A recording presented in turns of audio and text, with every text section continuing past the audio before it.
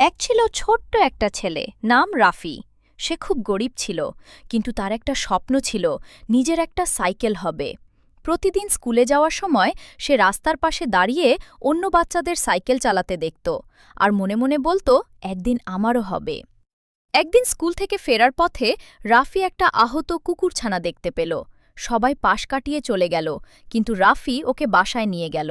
নিজের খাবার ভাগ করে খাওয়ালো, যত্ন করল। কয়েকদিন পর রাফি জানতে পারল কুকুরটা আসলে এলাকার এক ধনী লোকের হারিয়ে যাওয়া পোষা কুকুর। সবাই বলল, এটা বিক্রি করলে অনেক টাকা পাবি।